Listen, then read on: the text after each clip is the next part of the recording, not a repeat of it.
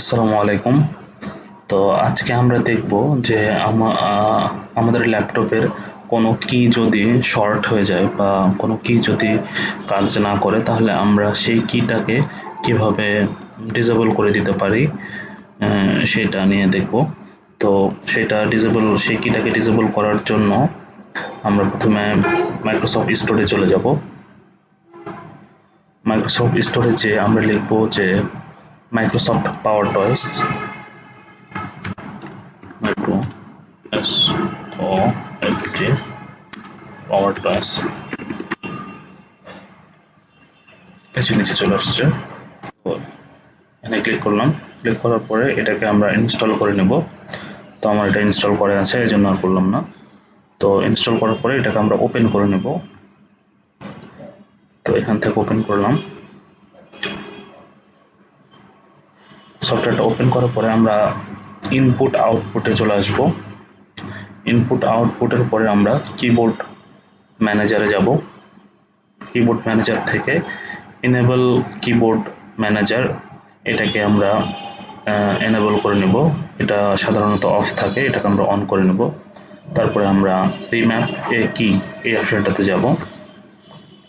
এখানে যাওয়ার পরে আমরা অ্যাড কি রিম্যাপিং এই অপশনটাতে যাব।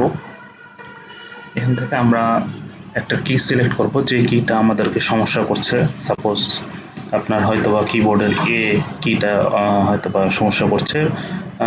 সাপোজ আপনি যখন টাইপিং করছেন তখন এ কিটা বারবার প্রেস হচ্ছে বা প্রেস হচ্ছে না ঠিক মতো।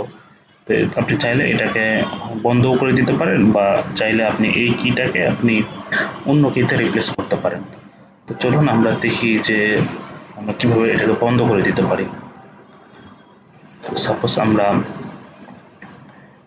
এই কিটাকে দেখবো, খুঁজে বের করবো, যেখানে 0 1 2 3 এরপরে এ সিরিয়াল, এখানে। তো আমরা এই কিটাকে নিলাম।